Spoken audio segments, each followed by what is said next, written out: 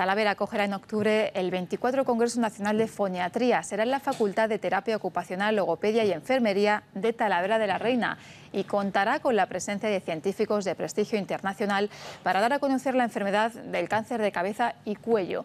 Vamos a conocer más detalles sobre esta cita que tiene un componente gastronómico muy importante.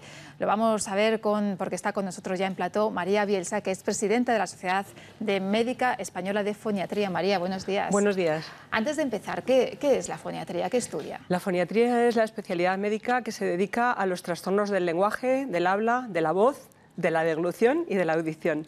Desde el punto de vista funcional, se trata de hacer que estos pacientes, en este caso que han sido operados de un cáncer de cabeza y cuello, recuperen esas funciones si las han perdido. Por ejemplo, después de un tumor cerebral puede dañarse el lenguaje.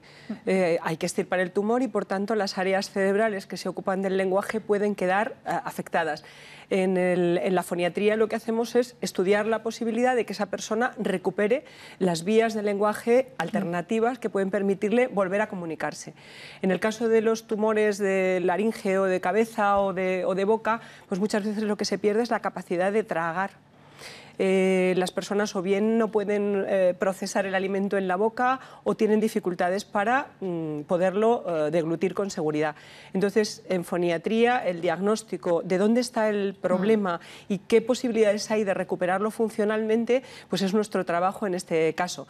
La logopedia se va a encargar luego de hacer la rehabilitación. Es decir, foniatras y logopedas trabajamos de una manera conjunta, en equipo, de manera que el diagnóstico y el tratamiento tienen como objetivo al final mejorar la calidad de vida del paciente, porque ¿de qué sirve que te hayan operado de un tumor y hayas sobrevivido si luego no tienes calidad de vida? Y tragar, yo creo que es una de las funciones más importantes de la persona. Y es fundamental esa rehabilitación después de pasar por ese tipo de operaciones. Es fundamental, pero para ello hay que hacer un buen diagnóstico de dónde está el hándicap. Si es un problema, por ejemplo, en la fase oral, en la movilidad de la lengua, en el movimiento de la lengua para provocar el reflejo de la deglución, o es un problema de seguridad a la hora de tragar, que el alimento se va por una vía anómala, se va a la laringe. Entonces, hay ejercicios y hay terapias de rehabilitación que permiten recuperar esa función. El comer es muy importante para la persona, y comer no solamente por función alimentaria y nutricional, sino también por función social. Nos reunimos para comer, ¿verdad? En las reuniones familiares, las citas de cumpleaños, todos los eventos los celebramos comiendo, y más aquí en España, ¿no? Que comemos y hablamos de comida siempre. ¿Y esos tratamientos son muy lentos? ¿Supone mucho esfuerzo también para el paciente? No necesariamente son muy lentos. Lo que es importante es saber tocar la tecla necesaria para que esas maniobras preventivas o esas adaptaciones de dieta sean eficaces para ese paciente. No todo el mundo que tiene dificultades para tragar tiene el mismo problema. Entonces hay maniobras de seguridad que, enseñándoselas al paciente el primer día en la consulta, cambia radicalmente su manera de comportarse en la comida. Hay pacientes que no se dan cuenta de que tosen en todas las comidas, y tienes que preguntarlo específicamente: ¿tose usted cuando está comiendo o bebiendo?, para que ellos digan, pues sí. ¿Cuántas veces se atraganta en la comida? Uy, muchísimas veces, Dios mío.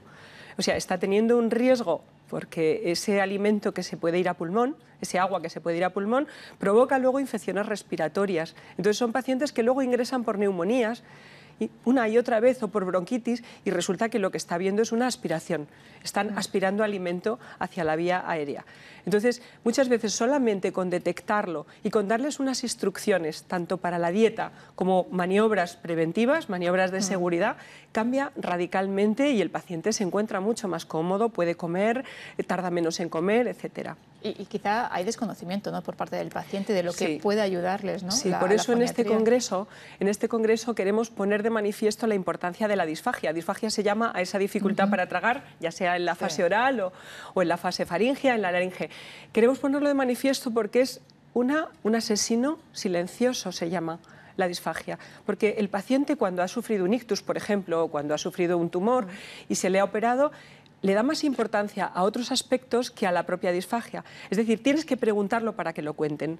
Entonces el paciente no viene diciendo, mire, me atraganto mucho, a no ser que haya tenido un accidente agudo, ¿no? En donde haya que haberle reanimado. Pero otras veces hay que preguntarlo específicamente. Entonces queremos poner de manifiesto la importancia de detectar a tiempo la disfagia y de tratarla porque se puede tratar. Y en este congreso ya sabes que por el programa que vamos a hacer además un taller de disfagia. Es decir, unas adaptaciones de la cocina, de platos tradicionales para estos pacientes que además necesitan mucho aporte proteico y calórico porque son pacientes desnutridos. El paciente que ha sido operado de un tumor de cabeza y cuello necesita volver a recuperar energía para mejorar. Sí, decíamos que este congreso tiene un carácter gastronómico porque de hecho van a contar con el chef Carlos Maldonado de Talavera de la Reina, que él mismo aplica, ¿no?, en su restaurante unas recetas sacadas de un libro precisamente que recogen ideas para personas con tratamiento oncológico. Claro, este libro lo ha elaborado María Jesús Romero, que es la presidenta de Cáncer de Cabeza y Cuello, la presidenta nacional de Cáncer de Cabeza y Cuello. Ella se encontró como familiar de un afectado ¿y qué como? ¿Y qué le pongo de comer? Entonces ella me contaba, me he agotado toda la panceta del Mercadona, porque claro, necesitan aporte calórico, aporte proteico y además unos alimentos que no sean irritantes para la boca, porque son pacientes que han sufrido muchas veces radioterapia, quimioterapia, tienen lo que se llama una mucositis, que es una irritación grande de toda la mucosa.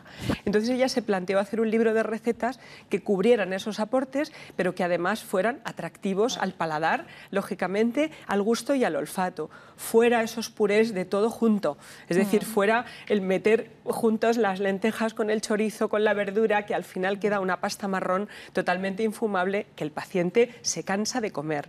Estos pacientes no se pueden desnutrir, tienen que tener un atractivo en la comida que les haga acercarse a la mesa con gusto y poder comer con su familia.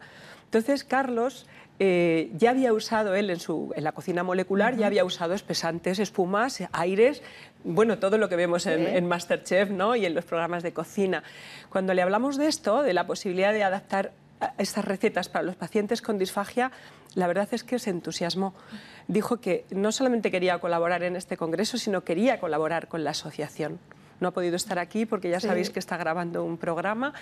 Entonces, él va a hacer una creación sobre ese libro y además yo creo que vamos a poderlo degustar todos los congresistas, vamos a poder gustar algún plato de Carlos Maldonado que, bueno, que nos haga ver cómo pueden comer estos pacientes, ¿no? Y de esa manera también es una forma de concienciar, ¿no?, a la sociedad de lo que tienen que comer este tipo de pacientes y que se pueda aplicar también en restaurantes, como aplica a Carlos en el suyo, ¿no?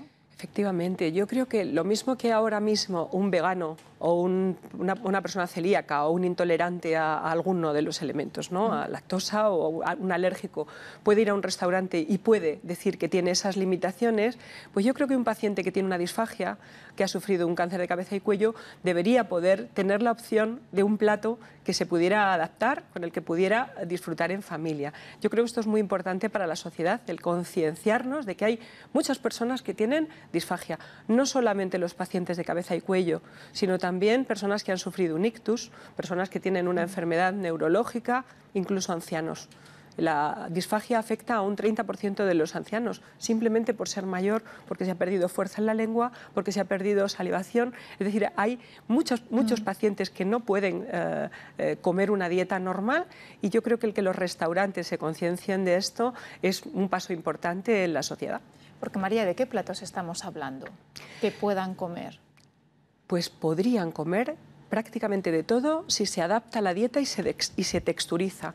Es decir, hay muchos pacientes que no pueden procesar el alimento con la lengua, no pueden limpiar los trocitos que puedan quedar en los surcos, por ejemplo, gingivolabiales que se llaman, ¿no? O no pueden empujar el alimento hacia atrás. Imagínate, por ejemplo, el peligro que tiene frutos secos, triturados.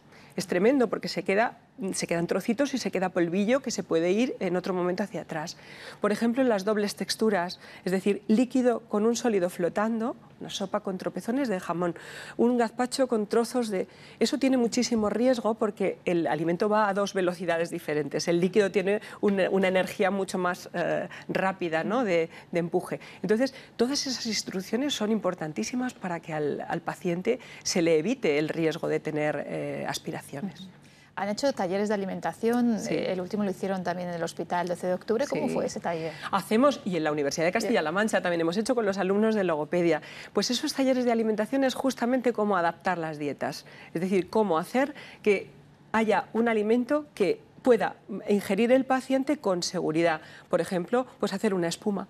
Una espuma, ahora con los sifones que ya sabes que se utilizan, pues se puede texturizar y lo importante es que no se convierta en la boca en un líquido.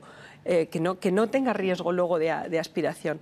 Hay veces que se degustan aires y el aire se hace con un instrumento especial y lo que se pretende es que el paciente tenga sensibilidad y gusto en la boca, o sea, pueda degustar el sabor pues, del café, del zumo de melocotón, pueda tener unas sensaciones gustativas agradables que le estimulen las ganas de deglutir, pero que no le provoquen riesgo. Entonces, todo eso lo podemos hacer ahora mismo en la cocina.